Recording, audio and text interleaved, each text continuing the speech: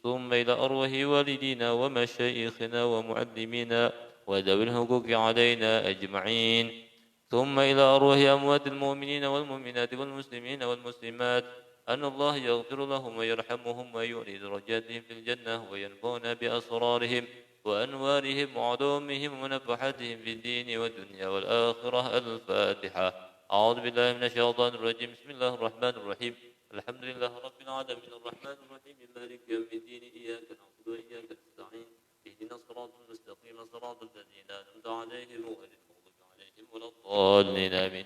الفاتحة بالقبول وتمام كل سور ومأمول وصلح شان ظاهر وباطنا في الدين والدنيا والآخرة دافعة لكل شر جالبا لكل خير لنا ولأحبابنا ولوالدينا ومشايخنا في الدين مع اللطف والعافية وعلانية أن الله ينور قلوبنا وقوالبنا مع التقى والهدى والعفاف والموت على دين الإسلام والإيمان بالمحنة والامتحان بحق سيدي ولد أنان ولكل نية صالحة وإلى حضرة الحبيب محمد صلى الله عليه وسلم ومن واله. الفاتحة. أعوذ بالله من الشيطان الرجيم. بسم الله الرحمن الرحيم. الحمد لله رب العالمين الرحمن الرحيم مالك يوم الدين إياك نعبد وإياك نستعين اهدنا الصراط المستقيم صراط الذين أنعمت عليهم غير المغضوب عليهم ولا الضالين آمين. آمين يا الله. بسم الله الرحمن الرحيم. الحمد لله رب العالمين حمدا يوافي نعمه ويكافئ مزيده. يا ربنا لك الحمد كما ينبغي لجلال وجهك الكريم ولعظيم سلطانك. سبحانك لا نحصي ثناء عليك أنت كما أثنيت على نفسك ولك الحمد حتى ترضى ولك الحمد إذا رضيت ولك الحمد بعد الرضا. اللهم صل وسلم على سيدنا محمد في الأولين وصل وسلم على سيدنا محمد في الآخرين وصل وسلم على سيدنا محمد في كل وقت وحيد وصل وسلم على سيدنا محمد في النبيين وصل وسلم على سيدنا محمد في المرسلين وصل وسلم على سيدنا محمد في الملأ الأعلى إلى يوم الدين وصل وسلم على سيدنا محمد حتى ترث الأرض ومن عليها وأنت خير الوارثين. اللهم إنا نستحفظك ونستودعك ديننا وأبداننا وأنفسنا وأموالنا وأهلنا وكل شيء أعطيتنا.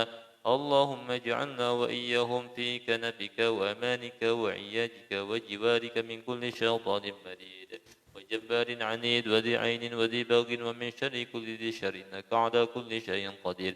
اللهم أحطنا بالتقوى والاستقامة وأعذنا من موجبات الندامة بالحال والمآل إنك سميع الدعاء.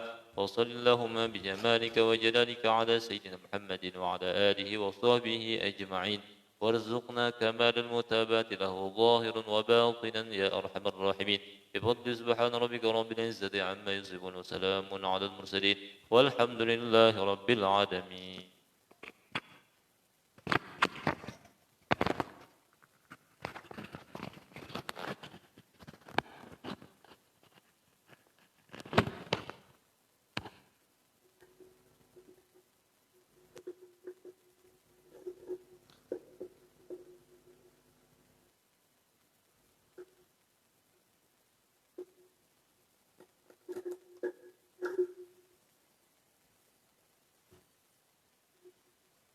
Sangat.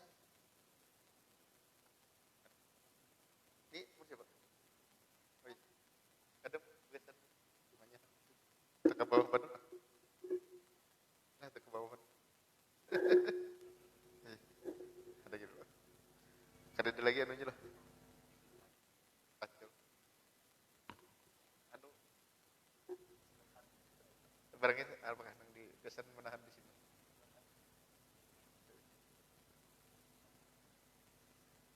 Malam lagi.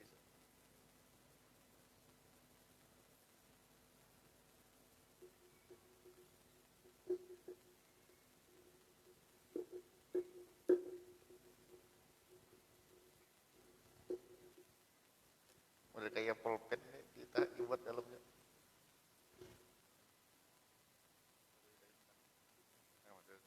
Mana itu pakai?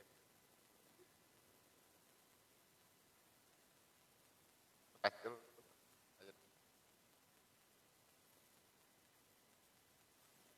Al-Fatihah terhadap semua ila Al-Fatihah ila hadrat Nabi Muhammad sayyidina Muhammad sallallahu alaihi wasallam ila arwah abahi wa ikhwanihi min amsuna sallallahu alaihi wa ajma'in semua ila arwah ali kullu wa sahabahu al-qarabah wa tabi'in wa tabi'in tabi'in wa tabi'in bismillah semua arba'atil a'immatil mujtahidin muqallidin fid wal alamin amilin wal fuqaha wal qurra'i wal sadati sufiyatil muhaqqiqin wa tamyam sabidin sunnatul musannif fi hadzal kitab usul qur'an Allah ta'ala yataghasha bi rahmatihi wa bi barakatihi musyrifan barik wa ulumihim wa nafahatin fid din wa akhirah wa yakhtimu lana bil sunnah wa nabi khairin wa lil ma'afiyah ila hadratin nabi Muhammadin sallallahu alaihi wasallam al-fatihah.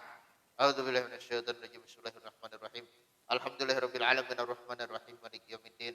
Iyyaka na'budu wa iyyaka nasta'in ihdinas siratal mustaqim. Siratal ladzina an'amta 'alaihim ghairil maghdubi 'alaihim waladdallin. Amin. Assalamualaikum warahmatullahi wabarakatuh.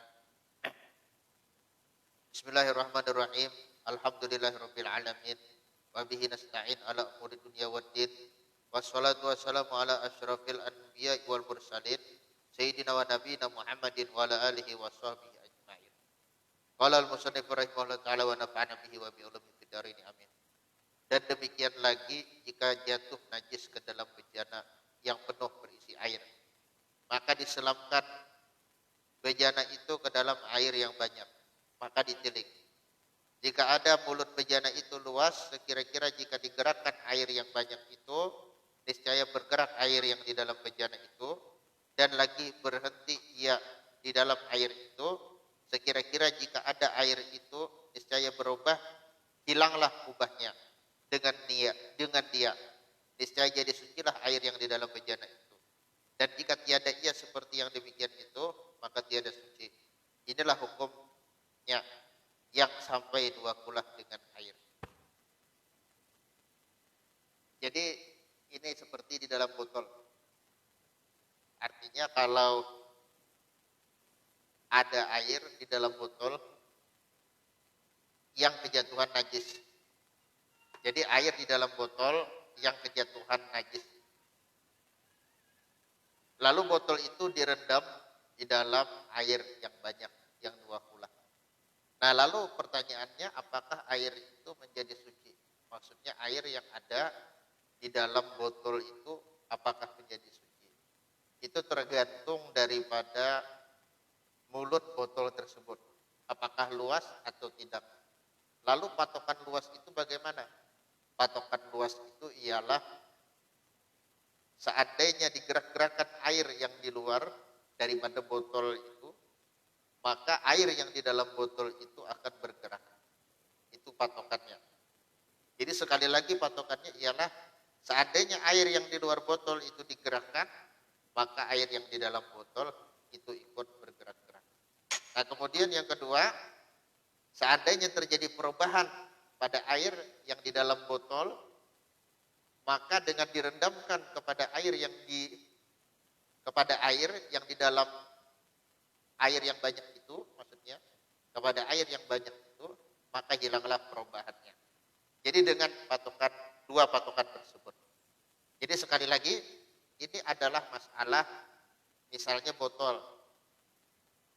Botol berisi air, lalu air yang di dalam botol itu kejatuhan najis. Anggaplah misalnya seperti kencing cicak.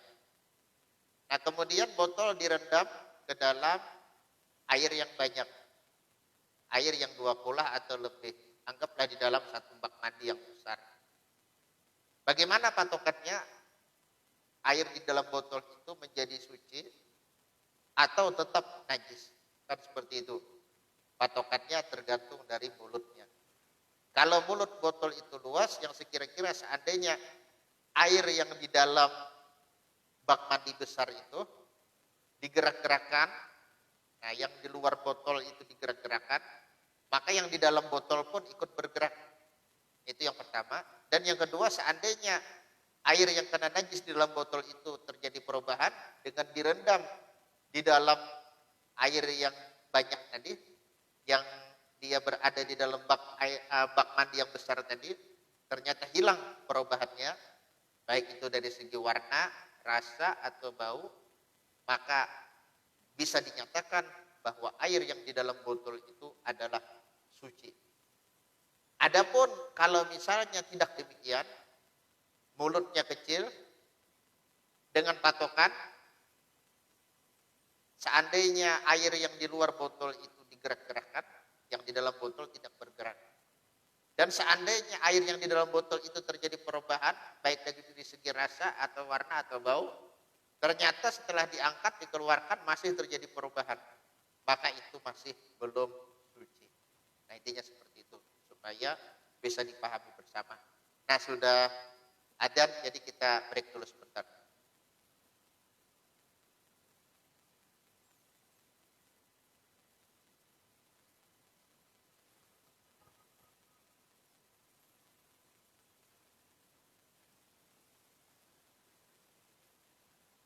Allah.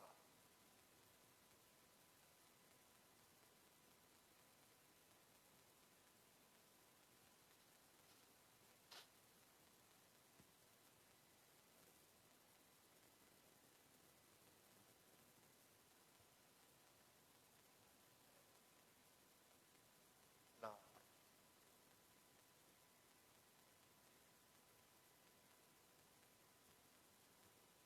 Allah Akbar, Allah.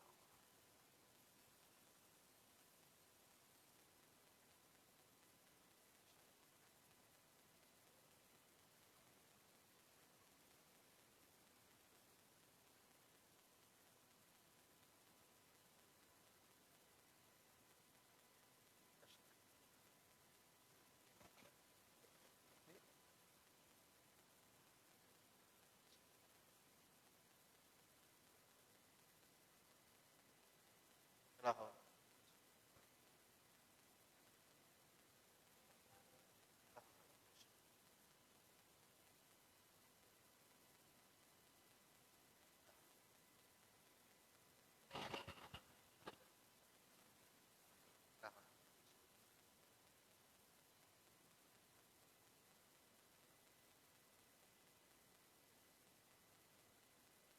Allah.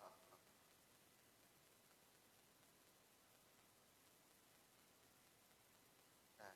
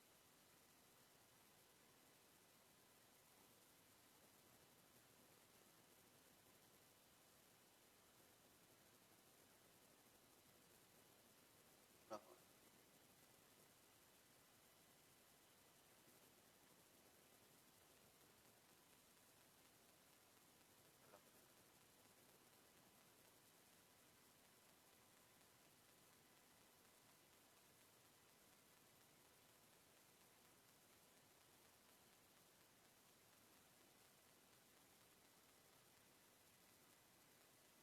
La ilaha illallah. Allah.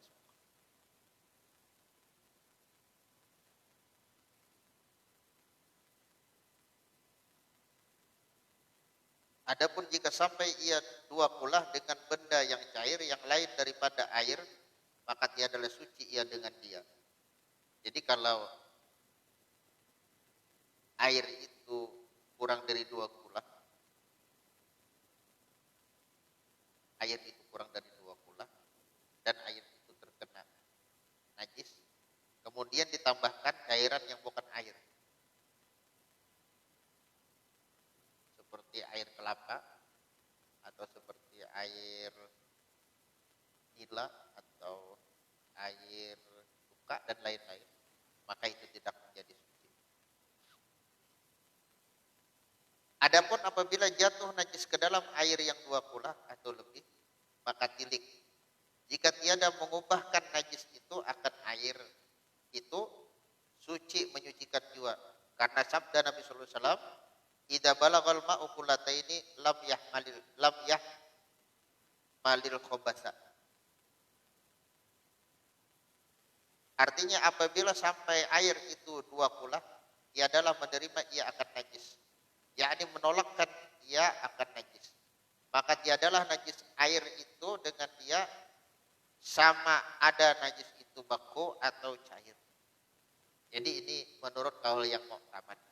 Menurut kaul yang mu'tamad dalam mazhab Imam Syafi'i bahwasanya air yang 2 kula atau lebih kalau kerjatuhan najis apapun najisnya sama ada cair ataupun beku selama tidak terjadi perubahan pada rasa, warna ataupun bau sedikit pun maka dia suci lagi mensucikan. Ini adalah kaul yang mu'tamad. Adapun kaul yang ikhtiar, kaul yang dipilih oleh sebagian fuqaha dalam mazhab Syafi'i seperti kalau tidak salah Imam Ghazali, Imam Baghawi, Imam Nawawi dan lain-lain, selama tidak ada terjadi perubahan pada air sedikit pun sama ada 2 kula atau kurang maka tetap suci lagi mensucikan. Inilah yang paling relevan, artinya yang paling cocok dengan masa-masa sekarang ini. Nah, karena kalau dilihat betul-betul banyak di antara fasilitas-fasilitas umum yang bak mandinya atau bak WC-nya kecil seperti di rumah sakit. Bak WC-nya kecil-kecil atau seperti di kantor-kantor, di sekolah-sekolah kadang kemasukan tahi cicak. Kadang kemasukan tahi cicak atau bangkai serangga dan yang seumpamanya. Nah, itu kalau kita pakai kaul mu'tamad otomatis menjadi najis. Otomatis menjadi najis. Adapun kalau kita dalam keadaan dalam istilah fikih itu disebut umumul balwa, yang dalam istilah fikih itu umumul balwa artinya sudah merata di mana-mana air yang kurang dari 2 kula, air yang kurang dari 2 kula, coba, air yang kurang dari 2 kula itu banyak ditemukan yang wadah-wadahnya itu kecil-kecil, maka sebaiknya kita mengikut kepada kaul ini saja. Karena kaul ini adalah kaul yang bukanlah lemah sama sekali. Kaul ini dikuatkan oleh pendapat yang mu'tamad dalam mazhab Imam Malik dan Imam Ahmad bin Hanbal. Intinya selama air yang kurang dari 2 kula itu tidak terjadi perubahan karena najis yang menjatuhinya, maka itu hukumnya masih suci. Artinya apabila sampai air itu 2 kula, sudah. Dan tiada wajib menjauhi daripada najis ketika menggayung daripada air itu. Sekedar 2 kula. Hanya harus atau boleh baginya menggayung pada barang tempat yang dikehendakinya. Hingga daripada tempat yang hampir dengan tempat najis itu sekalipun. Nah, ini bagi yang punya air 2 kula atau lebih, kejatuhan najis seperti tahi cicak dan sebagainya, ternyata tidak ada perubahan sedikit pun, baik dari segi warna atau rasa atau bau, maka itu boleh saja digayung untuk kita ambil airnya untuk kita bertaharah, itu tidak masalah. Nah, jadi di mana aja kita menggayungnya, misalnya ini najis, nah, ini yang tidak berubah. Kalau yang berubah ya jelas ini yang tidak berubah. Jadi istilahnya itu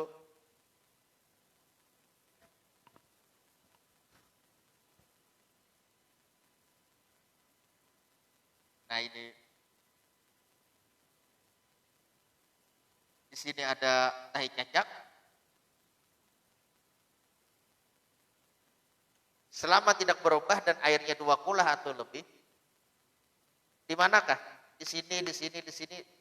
Dimanapun kita menggayung, dimanapun kita mengambil airnya untuk kita bertoharah, atau bukan toharah seperti minum dan sebagainya, itu hukumnya boleh-boleh saja. Paham ya kalau lah? Itu hukumnya boleh-boleh saja. Yang penting tidak terjadi perubahan sedikit pun pada air yang 2 kulah tadi. Ini kalau kita pakai kaul mu'tamad. Nah, adapun kalau terjadi perubahan, ya jelas itu tidak bisa diapa-apain. Sekalipun 2 kulah atau lebih. Kecuali air yang banyak kulahnya. Yang tidak bisa dihitung lagi kulahnya. Yaitu air sungai misalnya. Nah, air sungai itu seperti kita berak di batang. Nah, itu kan jelas baunya keciuman. Kemudian lagi jelas, ya istilahnya yang paling jelas lah bau. Bau dari kotoran itu keciuman. Nah, begitu kita berak atau buang air besar. Tapi airnya itu sangat banyak. Nah, ketika air itu sangat banyak, maka yang penting bukan najis itu yang kita ambil. Kalau najis itu yang kita ambil, yang kita angkat, ya otomatis tangan kita bukan najis. Tapi kalau misalnya yang di sampingnya, dan kita tahu, kita yakin bahwa tangan air yang kita ambil di sampingnya ini sama sekali tidak terjadi perubahan, baik dari segi rasa, warna ataupun bau, maka itu adalah suci. Paham ya kalau lah? Maka itu adalah suci. Karena airnya sangat banyak. Nah, berbeda kalau airnya misalnya 2 kula setengah. Nah, semalam sudah diterangkan. Misalnya airnya 2 kula setengah. Nah, di sini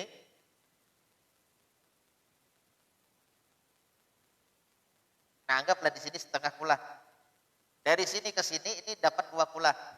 Maka kita bisa mempergunakan yang dari sini ke sini. Nah, adapun yang di sini ini berdekatan. Ini kalau terjadi perubahan, paham ya kalau lah? Kalau terjadi perubahan, sekalipun perubahannya sedikit. Tapi kalau kada terjadi perubahan di mana aja boleh. Paham ya kalau? Jadi perlu diingat, ini ada 2 perincian pada air yang 2 kula atau lebih. Kalau kejatuhan najis ternyata terjadi perubahan, maka kalau radiusnya ke sini kurang 2 kula, ke sini kurang 2 kula, ke sini kurang 2 kula, ke sini kurang 2 kula, tidak bisa dipakai. Nah, tapi kalau misalnya berlebih sekitar 2,5 kula, dari ujung sini ke sini ini sudah 2 kulahan, maka yang di sekitar sini bisa dipakai. Yang radius 2 kula. Nah, radius 2 kula dari najis. Adapun yang berdekatan dengan najis, ini tidak bisa dipakai. Intinya seperti itu. Ini tidak bisa dipakai kalau terjadi perubahan. Adapun kalau tidak terjadi perubahan sedikit pun, dimanapun bisa diambil. Dimanapun bisa diambil untuk kita gunakan bertoharah atau sekedar minum dan yang seumpamanya. Nah, kemudian kita lanjutkan. Dan jika tiada wajib menjauhi daripada najis ketika sudah tadi. Dan jikalau syak kita akan air, adakah air itu sampai ia 2 kula atau tiada? Maka yaitu tiada mengapa karena mengamalkan dengan keadaan air itu suci pada asalnya. Kalau kita ragu apakah masih 2 kula atau sudah kurang dari 2 kula, maka apa? Maka itu tidak masalah. Karena mengambil kepada hukum asalnya. Asalnya memang 2 kula. Ketika kita tinggalkan, lalu kita kembali lagi, kita masih bingung, sudah dipakai orang kah belumkah? Atau orang memakai ini apakah menguranginya hingga dia sudah tidak 2 kula lagi, atau masih 2 kula atau lebih. Nah, maka itu hukumnya al-aslu baqa'u makana ala makan. Kan seperti itu. Nah, ini. Dan jika ada air yang 2 kula itu pada 2 tempat daripada bumi, umpamanya. Dan ada antara kedua tempat itu sungai kecil yang terus kepada keduanya. Dan berhubunglah air yang 2 tempat itu dan jatuh najis ke dalam salah satu dari keduanya, maka tilik. Jika ada sungai itu picik, picik ini maksudnya kecil. Picik ini kecil. Lagi tiada dalam sekira-kira jika digerakkan salah satu daripada dua air itu, niscaya tiadalah bergerak air yang kedua dengan gerak yang keras. Maka air itu yang kedua tempat itu najislah. Nah, jadi kalau kita gerakan dengan gerakan yang keras, ternyata yang di sebelah sana tidak bergerak, maka itu menjadi najis. Adapun air yang jatuh ke dalamnya najis, maka yaitu zahir. Dan adapun air yang kedua, maka yaitu jadi najis ia sebab berhubung dengan yang kena najis. Dan jika ada sungai itu luas lagi dalam sekira-kira jika digerakkan salah satu daripada keduanya, niscaya bergeraklah air yang kedua dengan gerak yang keras. Maka air yang pada dua tempat itu sucilah, dan inilah sekaliannya jika tiada najis itu mengubahkan, dan jika mengubahkan najis itu akan sekalian air itu, maka air itu najislah dengan ijma, dengan kesepakatan seluruh ulama. Sama ada wadahnya itu banyak, sama ada ubahnya itu banyak atau sedikit. Sama ada ubahnya itu banyak atau sedikit. Jadi ini sama dengan masalah yang kemarin. Tapi yang ini ada sungai dari awal. Kalau yang kemarin dibikin sungainya, dibikin penghubungnya, kan seperti itu. Jadi misalnya ada dua tempat,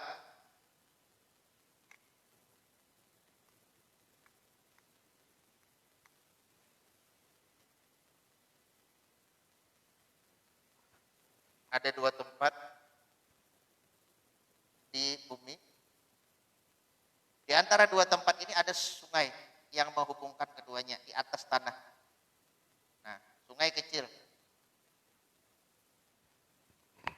Ini menampung air satu kulah, ini menampung air satu kulah.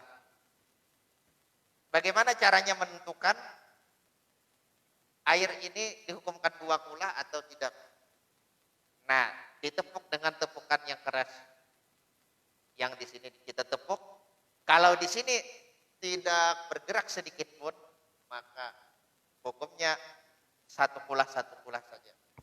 Ya, kalau bukan dua kulah. Tapi kalau misalnya kita tepuk salah satunya dengan tepukan yang keras, ternyata di sini ikut bergerak, maka itu dihukumkan dua kulah. Nah, lalu kalau kejatuhan najis di sini, maka kedua-duanya menjadi najis. Apa alasannya kedua-duanya jadi najis? Yang pertama, ini kurang dari dua kulah, ini hanya sekulah. Ini najis. Sedangkan ini najis kenapa? Karena ini berhubung dengan yang ini. Jadi berhubung dengan mutanajis, air yang mutanajis. Otomatis menjadi najis, sedangkan dia kurang dari dua kulah. Paham ya kalau lah? Jadi hati-hati. Kalau kejatuhan air di sini, nah na'udzubillah, maka di sini pun ikut najis. Kalau sesungaiannya ini picik atau kecil, yang sekira-kira seandainya ditepuk di sini dengan tepukan yang keras, sedikit pun di sini tidak bergerak. Tapi kalau sesungaian ini besar, yang sekira-kira seandainya ditepuk airnya di sini dengan tepukan yang keras, di sini ikut bergerak, maka itu menjadi dua kulah. Selama tidak ada terjadi perubahan ketika najis itu jatuh, maka itu hukumnya adalah suci. Nah, pahamnya kalau dia punya penghubung daripada sungaian yang ukurannya lumayan besar, yang sekira-kira seandainya ditepuk di sini dengan tepukan yang keras, yang di sini akan ikut bergerak. Maksudnya daripada airnya. Nah, kemudian kita sambung.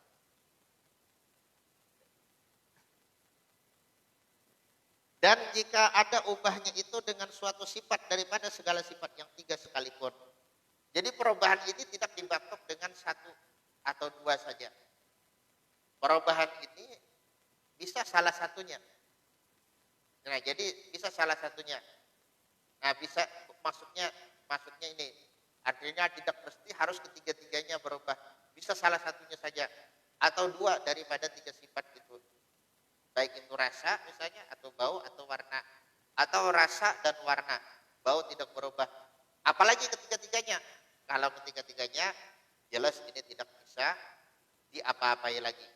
Nah, ini berlaku baik pada air yang berubah karena najis ataupun pada air yang berubah karena benda suci yang tidak ada sangkutnya dengan air. Seperti yang telah dijelaskan kemarin-kemarin. Cuma bedanya sekali lagi untuk benda suci tersebut tidak disyaratkan perubahan yang parah. Disyaratkan perubahan yang parah. Adapun untuk najis tidak disyaratkan perubahan yang parah. Asalkan ada perubahan maka itu sudah dihukumkan mutanajis. Paham ya kalau lah? Nah, kalau airnya 2 kulah atau lebih. Nah, adapun kalau kurang dari 2 kulah, nah sekali lagi di situ ada khilaf. Nah, yang kurang dari 2 kulah ada yang mengatakan otomatis najis sekalipun tidak terjadi perubahan. Ada juga yang mengatakan selama tidak terjadi perubahan maka tidak najis sekalipun kurang dari 2 kulah. Apalagi kalau 2 kulah atau lebih. Nah, kemudian kita lanjutkan sedikit. Dan sama ada najis itu mukhalid atau mujawir. Nah, sama ada najis itu mukhalid, maksudnya menyatu dengan air, seperti yang digambarkan kemarin-kemarin.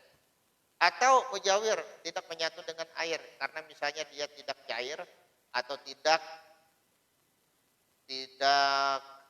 menyatu, maksudnya tidak larut, nah tidak larut di dalam air.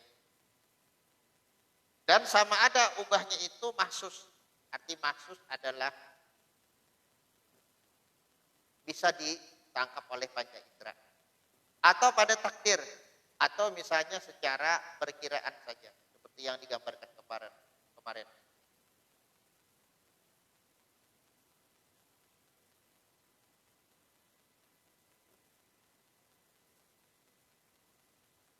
Seperti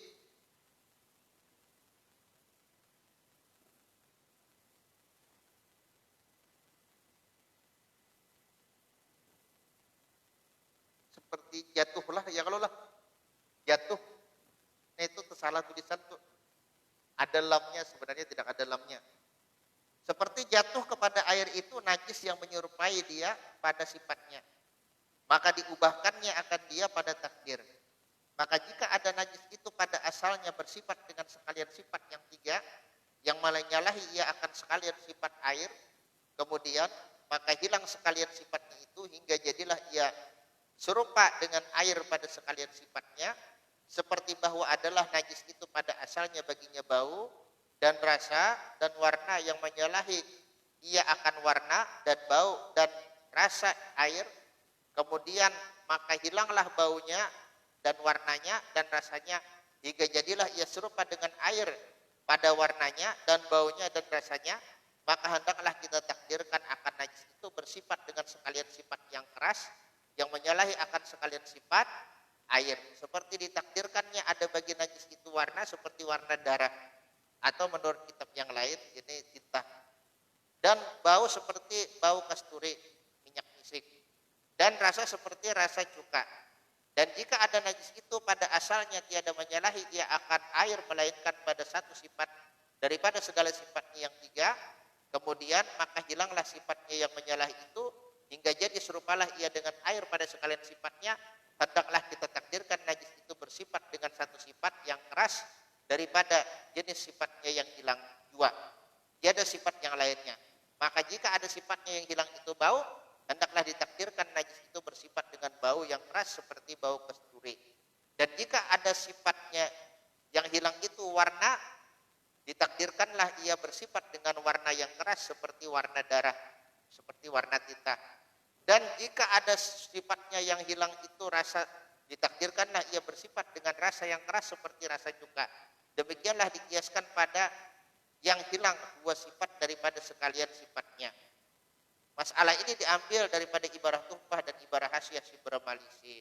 Dan jika mengubahkan najis itu akan setengah daripada air yang 2 kulah atau lebih dan tiada berubah setengah, maka yang berubah itu najislah.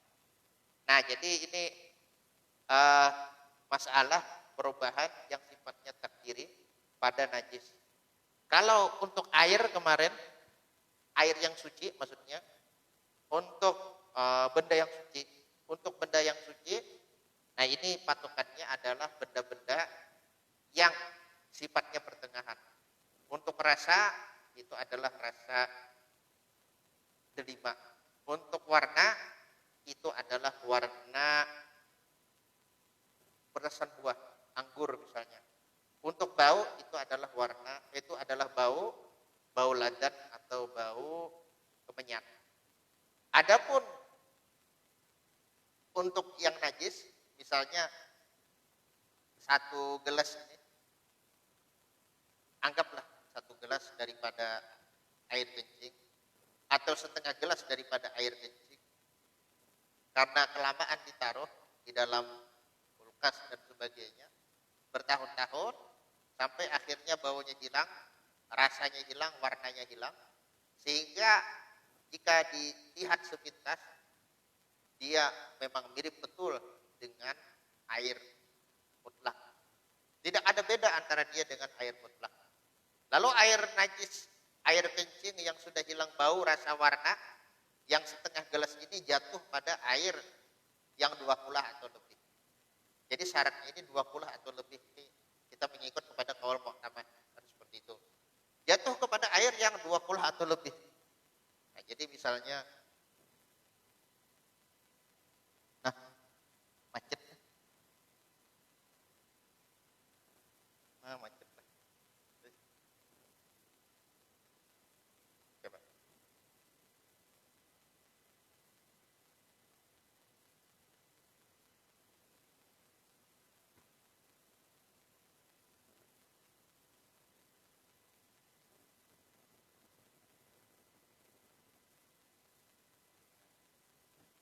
Jadi misalnya anggaplah ini wadah air. Wadah air, wadah ini menampung 20 atau lebih. Kejatuhan setengah gelas dari air kencing yang sudah hilang rasa, warna, dan bau sehingga mirip dengan air. Setengah gelas misalnya. Masuk ke dalam air yang 20 atau lebih tadi. Nah, lalu bagaimana caranya kita mengetahui apakah air ini masih suci atau tidak? Caranya ialah dengan kita kira-kira. Untuk warna, maka kita kira-kira dengan warna tinta atau darah. Tapi kalau darah itu najis. Nah, ini pasti. Nah, ini 20. Anggaplah yang masuk adalah setengah gelas.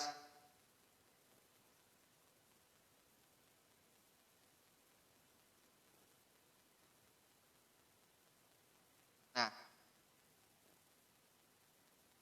anggaplah yang masuk adalah setengah gelas daripada air kencing yang sudah hilang rasa, warna, dan bau. Setengah gelas masuk ke dalam sini. Nah, lalu bagaimana caranya kita mengetahui apakah air yang 20 atau lebih ini masih suci atau sudah mutanajis? Kita ambil setengah dari tinta. Kita masukkan ke dalam sini. Kalau terjadi perubahan, sekalipun perubahannya tidak parah. Nah, maka apa? Maka ini sudah dianggap mutanajis. Kalau misalnya tidak terjadi perubahan, nah maka kita ambil yang lain. Tadi untuk menguji warna. Nah, tinta kita ambil untuk menguji warna. Kemudian misik kita ambil untuk menguji bau. Setengah gelas daripada misik, seandainya kita taruh ke sini, apakah terjadi perubahan pada baunya atau tidak, sekalipun perubahannya ringan. Kalau terjadi perubahan, maka jelas tidak bisa dipakai lagi. Tapi kalau tidak terjadi perubahan sama sekali, kita berpindah kepada rasa. Nah, caranya dengan mengambil setengah gelas daripada air cuka. Kita tuangkan, misalnya seandainya dituangkan ke sini, apakah terjadi perubahan pada rasanya, rasa air yang di dalam wadah yang 20 ini atau tidak. Kalau terjadi perubahan sekalipun hanya sedikit, maka itu tidak bisa lagi dipakai. Adapun mentakdir pada masalah najis ini terjadi khilaf. Ada yang mengatakan wajib, maka hukumnya harus dilakukan. Kalau langsung kita pakai, otomatis tidak sah.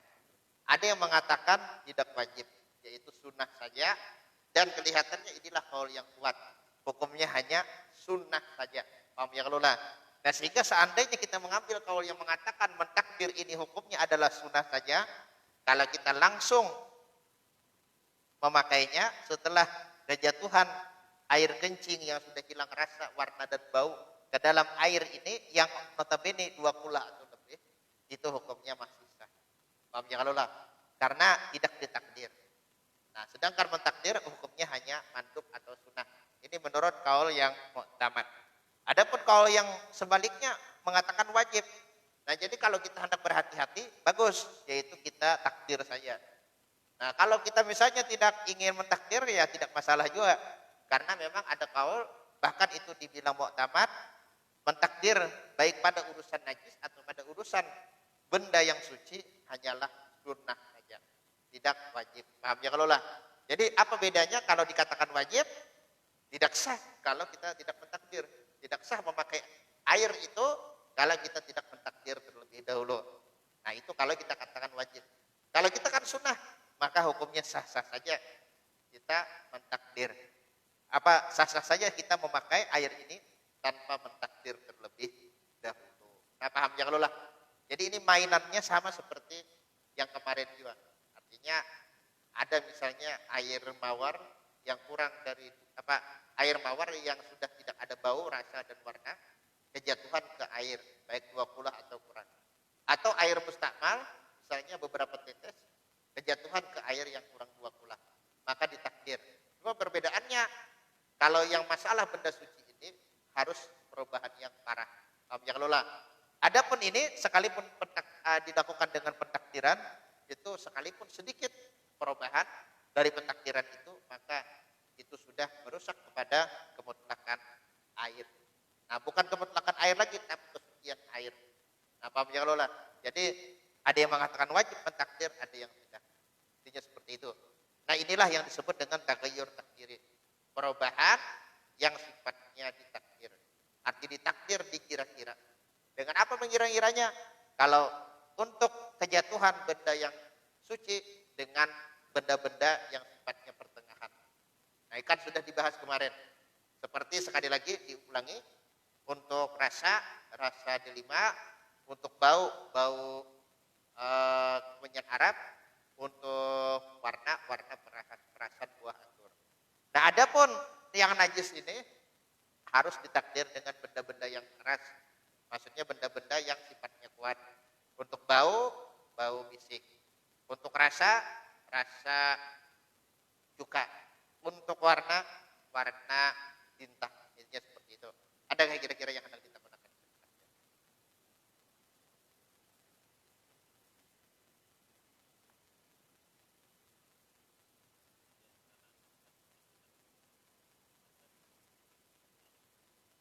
Iya, kada kau lagi dipakai. Otomatis mutanajis. Nah, itu ya istilahnya kadang kalau air mustakmal itu salah satunya, tapi perubahannya harus perubahan total. Nah, itu jadi bedanya antara yang suci dengan yang najis. Sekali lagi, yang suci itu perubahannya harus perubahan yang total, perubahan yang parah, kan gitu. Nah, adapun yang najis sekalipun perubahannya sedikit, itu merusak, intinya gitu. Nah, cuma sekali lagi masalah pentakdiran ini hanya sunnah. Artinya bila ada ditakdir kada apa-apa. Jadi aman dan selamat kada usah ditakdir. Istilahnya seandainya kita ini wudu lalu kejatuhan air mustakmal dari muka kita dari basuhan pertama, kada usah ditakdir, langsung dipakai pula. Ya, seperti itu. Nah, sama juga kalau kejatuhan najis yang hilang rasa atau hilang warna atau hilang bau, yang persis seperti air, seperti kencing tadi, yang sudah berubah, yang sudah hilang perubahannya sama sekali. Nah, itu kalau keguguran ke air yang 2 kula atau lebih, tidak usah ditakdir, langsung aja pakai. Ya, seperti itu. Nah, karena menurut kaul yang mu'tamad sunnah dia mentakdir. Paham ya kalau lah? Intinya gitu.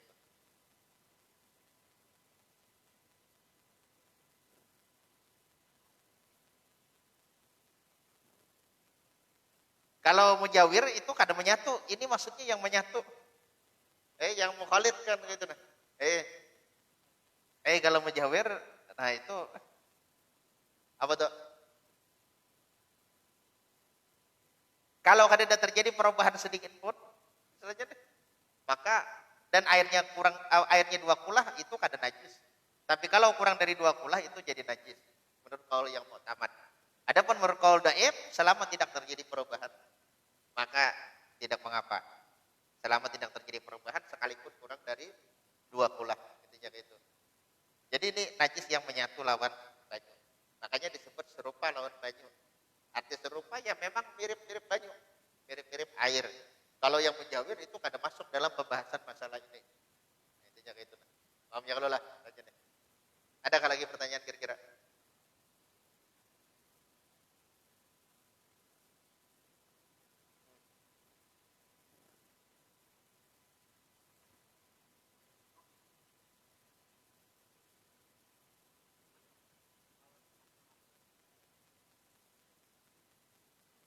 Oh kada kawa itu.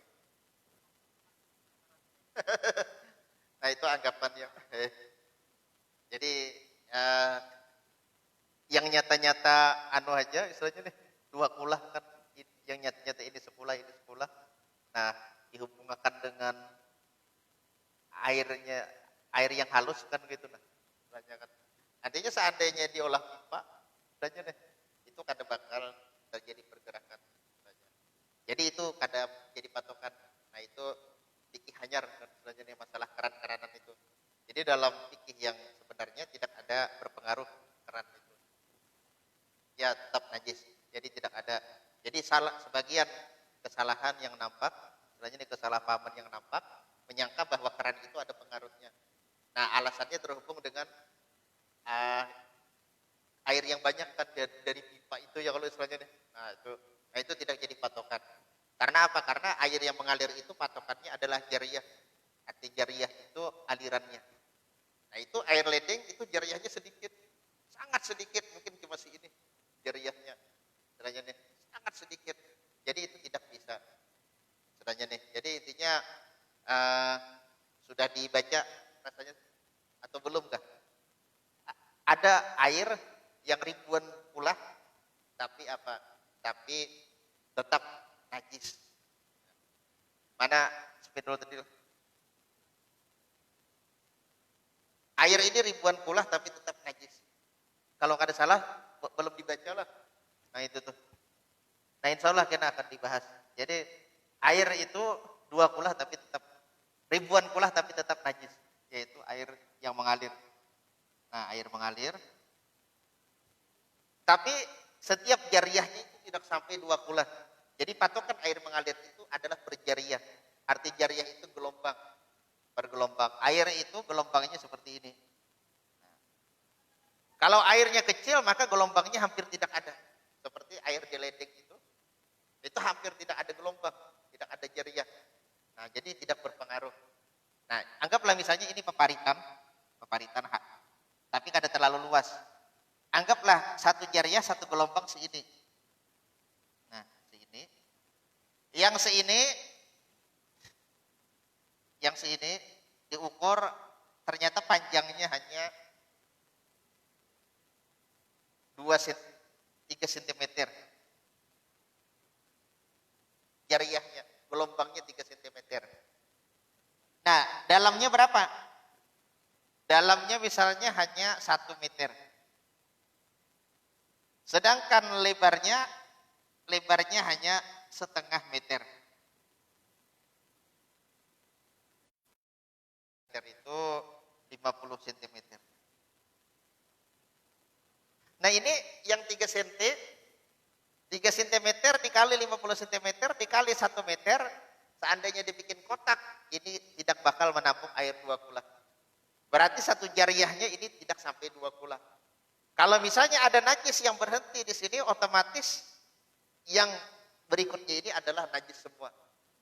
Nah itulah sebabnya para fuqaha mengatakan ada air yang mengalir yang ribuan kulah tapi najis. Nah apa itu? Yaitu air yang mengalir. Yang istilahnya jariyahnya kecil. Alirannya atau gelombangnya kecil. Seandainya dikalikan panjangnya jariyah dengan dalamnya parit itu dan juga lebarnya parit itu diukur betul-betul tidak akan mampu menampung air 2 kulah. Nah maka itu seandainya ada babi misalnya di sini yang mati dilewati terus oleh air, itu air yang berikutnya adalah najis semuanya. Nah itu kalau berhenti. Paham ya kalau lah. Jadi ada teka-teki air yang ribuan kulah, bahkan puluhan ribu kulah misalnya nih, dia najis kan gitu. Nah, kenapa? Oh ternyata dia memang air mengalir, tapi bukan pada tempat yang luas, bukan pada tempat yang dalam, sehingga jariahnya sangat kecil, sehingga aliran atau gelombangnya sangat kecil. Jadi cara mematoknya kayak itu. Paham ya kalau lah, cara mematoknya untuk air yang mengalir itu bukan seluruh airnya, tapi adalah jariahnya. Nah, jariahnya berapa? Jariahnya adalah misalnya 3 cm, sedangkan lebar paritnya hanya 50 cm, dalamnya hanya 1 meter, maka dikalikan. Dikira-kira seandainya ini dibikin kotak, mampukah menampung 2 kulah? Nah, jelas kada mampu. Paham ya kalau lah pertanyaannya. Jadi ini bakar najis semua, kecuali kata para fuqaha kalau dibikinkan wadah yang mencukupi untuk 2 kulah, baru menjadi suci lagi. Paham ya kalau lah, baru menjadi suci lagi. Nah, jadi air yang ada di paritnya itu bisa menjadi najis, padahal mengalir. Apalagi hanya yang di keran, itu tidak ada pengaruhnya. Jariah yang ada di keran itu hampir tidak ada. Paham ya kalau lah, gelombang yang ada di keran itu hampir tidak ada, karena keran itu sangat kecil. Jadi tidak punya kekuatan untuk merubah status air dari yang najis kepada yang suci, kepada kesucian. Intinya kayak itu. Nah, daripada najis kepada suci, itu tidak punya kekuatan sama sekali. Nah, kecuali kalau hendak supaya suci kayak apa? Dibendung airnya. Airnya dibendung, yang diparit dibendung sampai tidak mengalir lagi. Nah, maka itu menjadi 2 kulah atau lebih. Ya kalau istilahnya nih. Nah, maka kita ambil aja najisnya, kita periksa apakah terjadi perubahan atau tidak. Kalau tidak terjadi perubahan, ya sudah selamat. Nah, itu caranya. Jadi air yang mengalir yang kurang 2 kulah, cara mematoknya bukan mematok seluruh air dari hulu ke hilir, tapi per jariah. Cara mematoknya per jariah. Nah, kalau per jariah itu kurang dari 2 kulah, otomatis kalau terhenti najis di sini, maka otomatis menjadi apa? Menjadi najis juga. Caranya kita bendung sampai terhenti. Paham ya Allah? Sampai berhenti ini air, tidak mengalir lagi. Nah, justru air mengalir itu bahaya. Nah, beda dengan di sungai-sungai. Di sungai-sungai itu ya jelas jariahnya banyak, besar gelombangnya. Habis itu dalamnya lumayan, apalagi lebarnya bermeter-meter, kan istilahnya itu ada masalah. Itu pasti kalau air sungai itu pasti suci dan menyucikan karena jariahnya besar. Tapi kalau misalnya air parit, apalagi kalau cuma aliran di ledeng, itu sama sekali tidak berpengaruh kepada status air. Nah, jadi satu-satunya cara ya kita kadang-kadang memakai air itu. Kalau kita masih berpegang kepada kaul yang mu'tamad dalam mazhab Syafi'i. Ada kaul yang dhaif, istilahnya nih, dalam mazhab Syafi'i, bahwasanya binatang yang darahnya tidak mengalir dan juga kotoran-kotorannya itu adalah suci. Nah, itu ada kaulnya. Itu disebutkan di dalam Majmu'. Itu disebutkan di dalam Majmu'. Jadi fikih ini kalau mazhab Syafi'i memang banyak najisnya. Paham ya kalau lah? Kalau kita pakai mazhab Syafi'i memang berat sedikit. Nah, karena banyak sesuatu yang di mazhab lain itu dinyatakan suci, tapi dalam mazhab kita dinyatakan najis. Seperti misalnya binatang yang darahnya tidak mengalir. Nah, di mazhab lain seperti mazhab Imam Abu Hanifah dan Imam Malik kalau tidak salah itu adalah suci. Tapi dalam mazhab kita adalah najis. Paham ya kalau lah? Seperti kotoran dari binatang yang halal dimakan. Dalam mazhab kita najis. Tapi dalam mazhab lain, mazhab Imam Abu Hanifah dan Imam Malik itu adalah suci. Tapi dalam mazhab kita ini lembek dalam urusan perkawinan. Perkawinan perempuan yang hamil di luar nikah. Nah, kalau dalam mazhab lain, mazhab Hanafi sah menikahi perempuan yang hamil di luar nikah, tapi tidak boleh digauli. Otomatis anaknya jadi anak zina. Mazhab Maliki dan mazhab Hambali justru tidak sah menikahi perempuan yang hamil di luar nikah sampai dia melahirkan. Otomatis anaknya pun jadi anak zina. Nah, adapun dalam mazhab Syafi'i itu sah. Perempuan yang hamil di luar nikah dinikahi dan sah pula dan boleh pula digauli. Nah, itu pun juga masalah anaknya tergantung dari kelahirannya. Dari akad nikah apakah mencapai 6 bulan ataukah kurang. Nah, ini lembeknya mazhab Syafi'i. Paham jangan lupa. Nah, makanya di tempat kita banyak anak-anak gadis yang hamil di luar nikah dikawinkan. Nah, karena kita pakai mazhab Syafi'i, jadi sah-sah aja kita mengawinkan perempuan yang hamil di luar nikah. Kalau di dalam mazhab lain itu tidak sah. Nah, ada pun mazhab Hanafi itu sah, tapi tidak boleh digauli. Paham jangan lupa, tidak boleh digauli. Intinya seperti itu. Kenapa tidak boleh digauli? Untuk menentukan bahwa itu memang bukan bibitnya, atau bukan bibitnya yang terjadi setelah akad nikah. Paham ya Allah? Seperti itu. Nah, jadi masing-masing mazhab itu ada sisi kerasnya dan ada sisi lembeknya. Jadi istilahnya 50-50 aja. Paham ya Allah? Di satu sisi ya mazhab kita keras, tapi di sisi lain mazhab kita lembek. Misalnya seperti masalah wudu, mazhab kita ini paling lembek masalah wudu. Nah, termasuk paling lembek urusan kepala.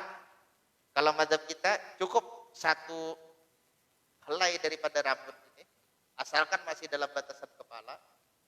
Nah, cukup satu helai basah, sekalipun ujungnya aja yang basah. Asalkan rambutnya masih dalam batasan kepala, maka sudah sah dalam mazhab Syafi'i. Adapun dalam mazhab lain, mazhab Imam Malik dan Imam Ahmad itu wajib sebukuan.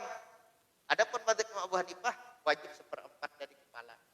Jadi pembuahan mazhab lain itu kalau melihat kita wudu cuma secolet ini, ada harapan beimaman non kita. Om jangan lupa, tanya nih, intinya kayak itu. Nah, intinya kayak itu.